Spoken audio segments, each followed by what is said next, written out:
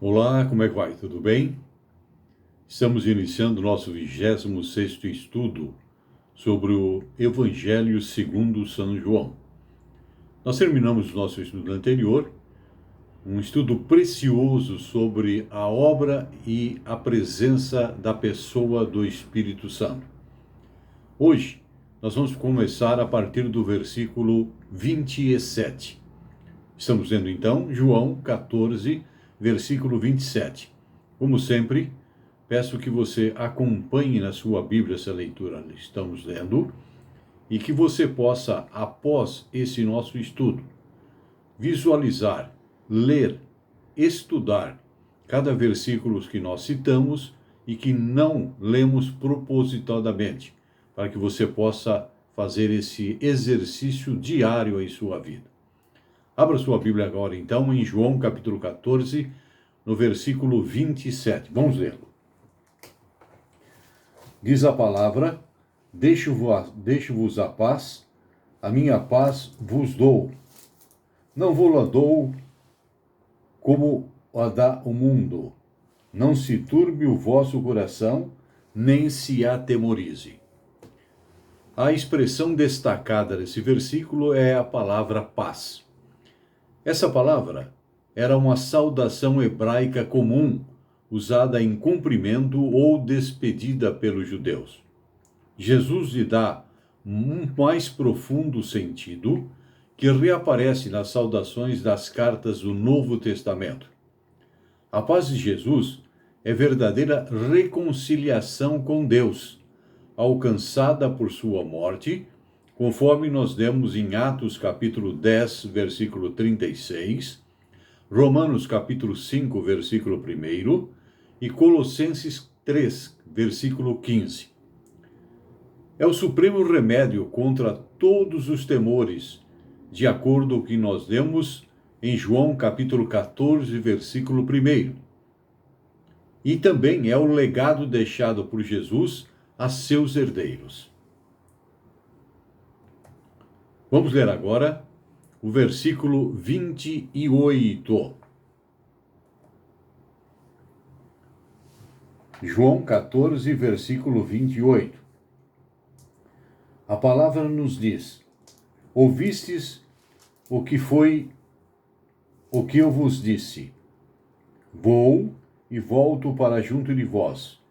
Se me amasseis, alegrar-vos-ieis de que eu vá para o Pai, pois o Pai é maior do que eu.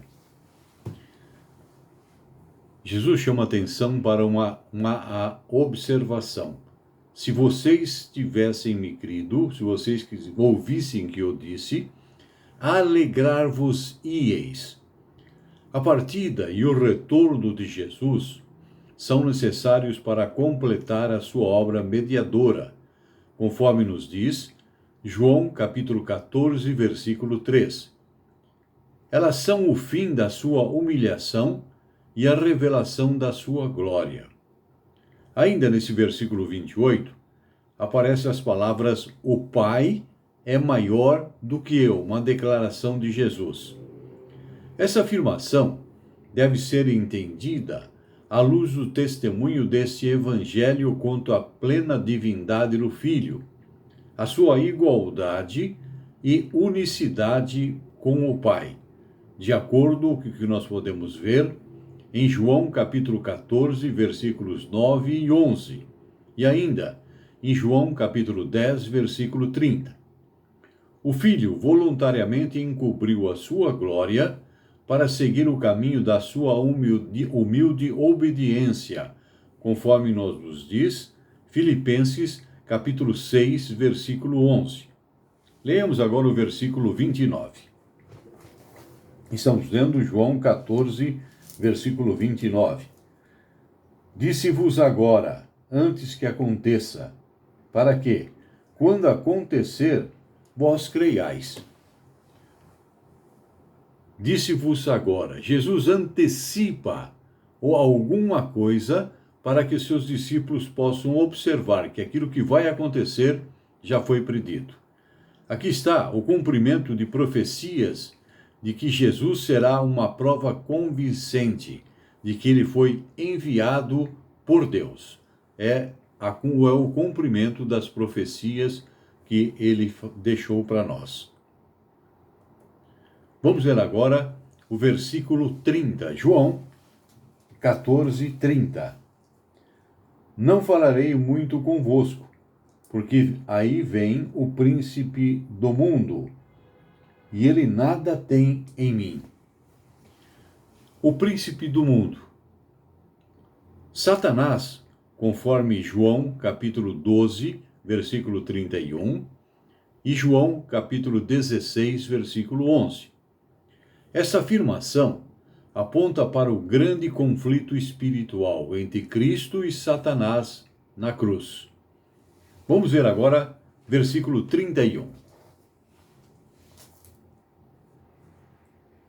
Para encerrarmos o capítulo 14. Contudo, assim procedo para que o mundo saiba que eu amo o Pai e que faço conforme o Pai me ordenou. Levantai-vos, vamo-nos daqui. Levantai-vos, vamo-nos daqui é a última expressão que Jesus fala nesse versículo. Essas palavras parecem indicar que Jesus e seus discípulos deixaram o cenáculo. Mas parece que os capítulos 15 a 17 ainda têm lugar nesse próprio cenáculo. Algumas opções são possíveis. A.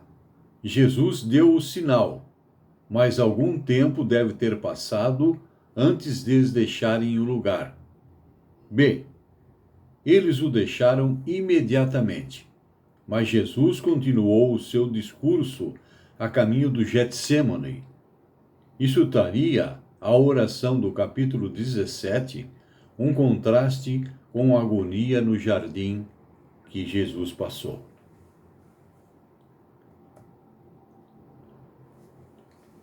Ainda item C.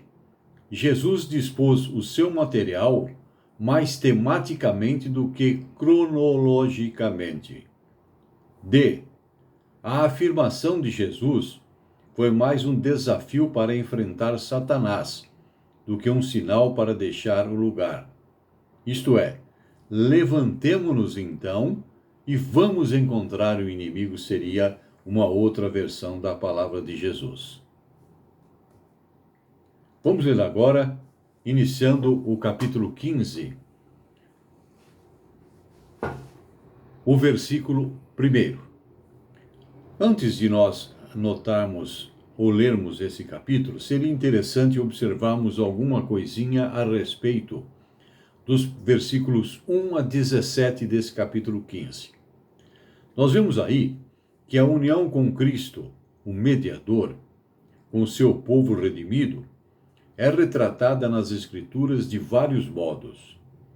Esses vários modos operam juntos na explicação da natureza desse relacionamento. Aí nós temos A. O fundamento de uma construção, segundo registrado em 1ª Carta aos Coríntios, capítulo 3, versículo 11, Carta aos Efésios, capítulo 2, versículos 20 a 22, e ainda vemos, no item B, a vinha e seus ramos, registrada em João, capítulo 15, de versículos 1 a 17. Item C, a cabeça e o corpo, em 1 Coríntios, capítulo 6, versículo 15. No item D, marido e esposa, em Romanos, capítulo 7, versículo 4.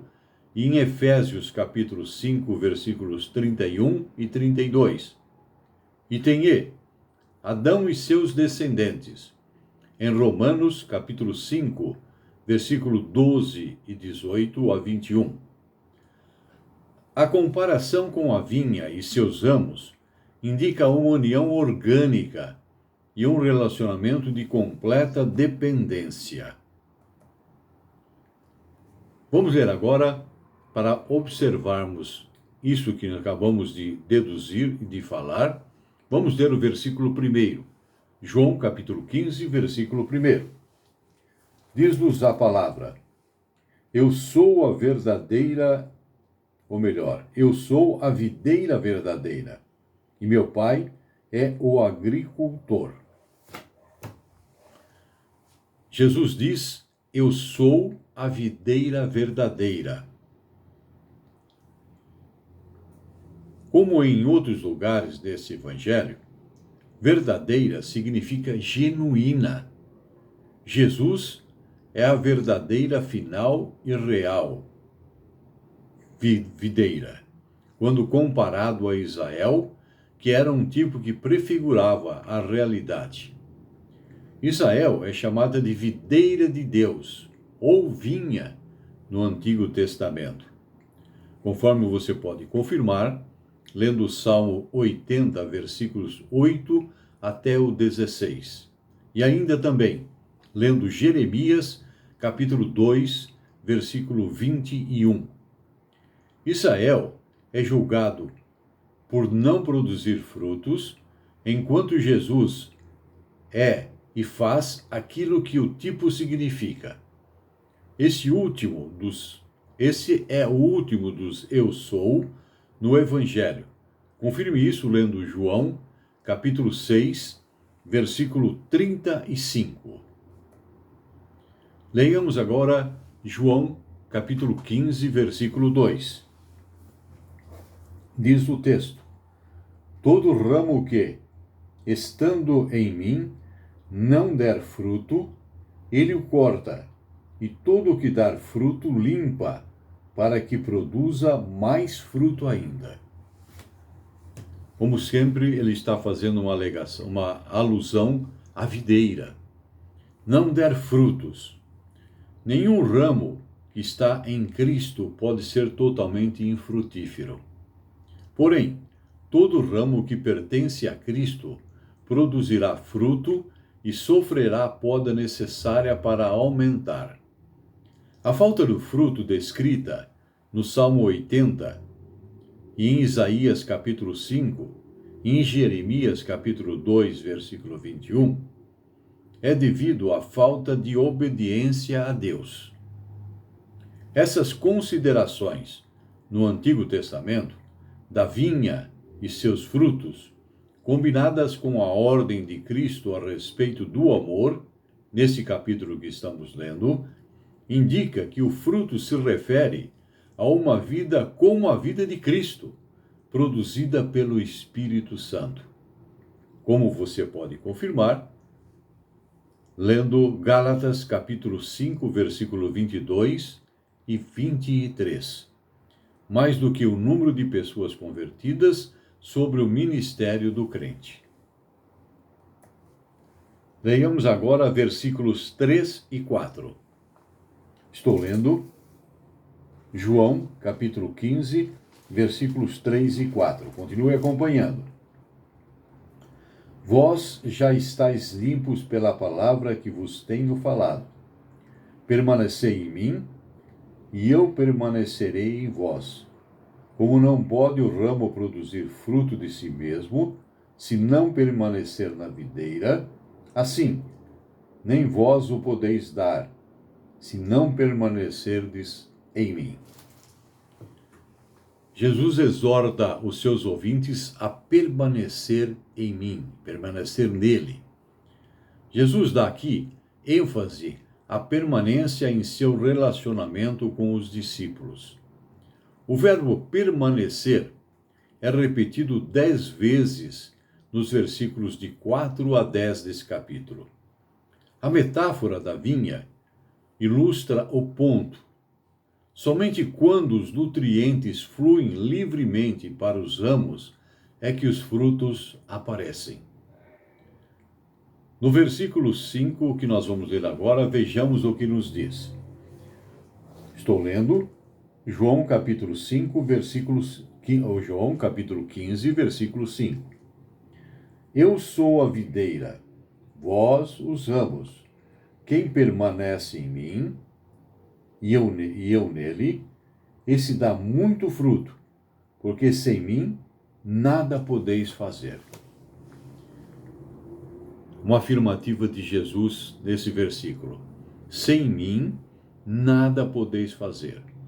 Temos aí a total incapacidade do pecador não regenerado, que torna a ação salvadora de Jesus absolutamente necessária para o começo, para o desenvolvimento e para a finalização da salvação que ele nos traz. Leiamos versículo 6. Vejamos o que nos diz esse versículo. João 15, versículo 6. Se alguém não permanecer em mim, será lançado fora, à semelhança do ramo, e secará. E o apanham, lançam no fogo e o queimam. Se alguém não permanecer em mim, os que não permanecem mostram que nunca tiveram um relacionamento salvador com Cristo. Seu destino é descrito com a linguagem da perdição, conforme você pode confirmar lendo Mateus, capítulo 3, versículo 12, Mateus, capítulo 25, versículo 41, Judas, versículo 7 e Apocalipse, capítulo 20, versículo 14. Leamos ainda João, capítulo 15, versículos 7 e 8. Versículo 7. Se permanecerdes em mim, e as minhas palavras permanecerem em vós, pedireis o que quiserdes, e vos será feito.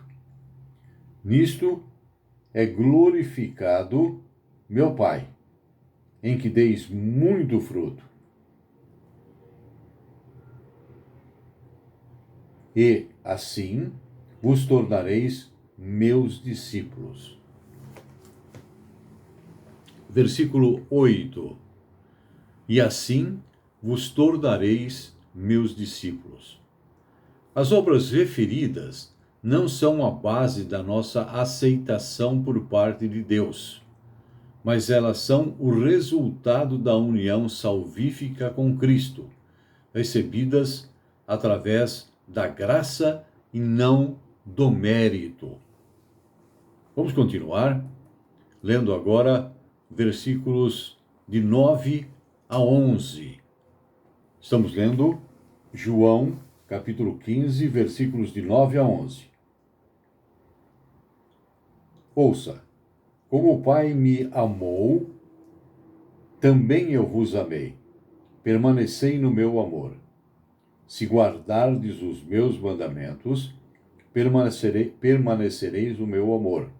Assim como também eu tenho guardado os mandamentos de meu Pai, e do seu amor, ou no seu amor permaneço.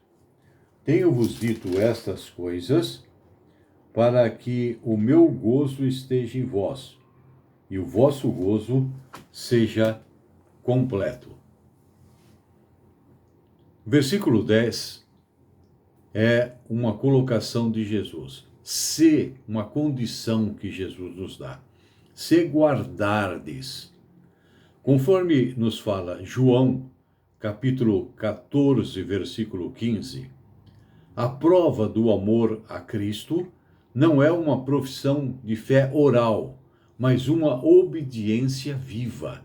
Não adianta falar e não fazer, seria mais ou menos uma colocação que podemos colocar agora.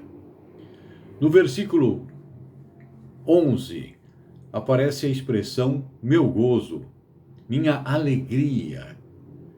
Muitos imaginam que a obediência a Cristo é algo extremamente pesado, porque exige submissão sacrificial e serviço, de acordo com o que podemos ler em Romanos capítulo 12, versículos 1 e 2.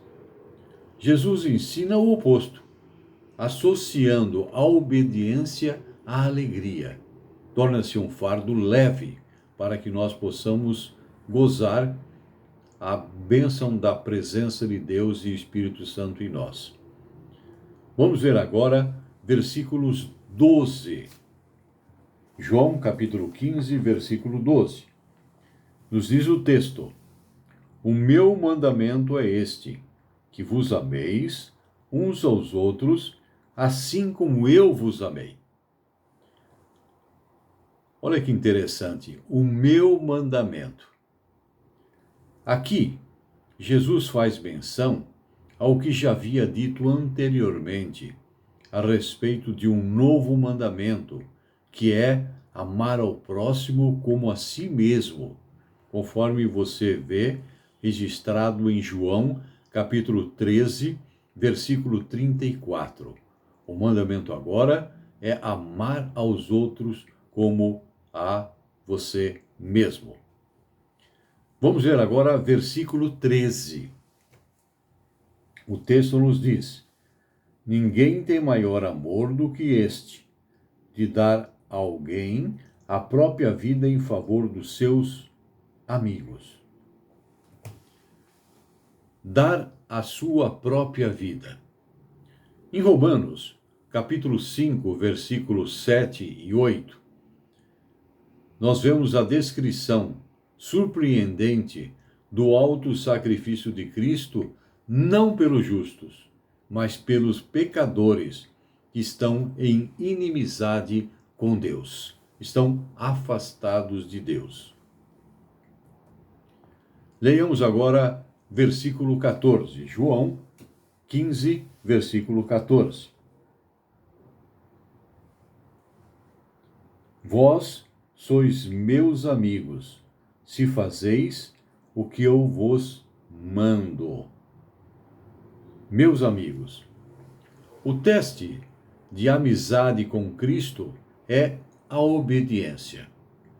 Além do amigo, o obediente também é considerado irmão, irmã e mãe por Cristo.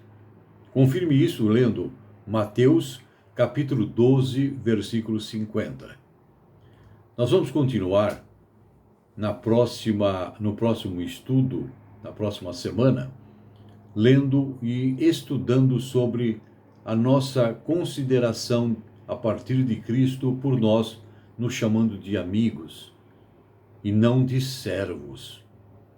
Eu conclamo a você que leia durante essa semana os versículos que citamos e, se quiser, adiante-se um pouquinho para que você possa entender melhor todo esse nosso estudo. Mais uma vez peço a você que fale aos seus amigos e entrem em contato para que eles possam também participar desse mesmo estudo, fazendo com que tenhamos aí um crescimento espiritual. Fique com Deus, uma boa semana, que Deus abençoe você e a sua família. Até lá!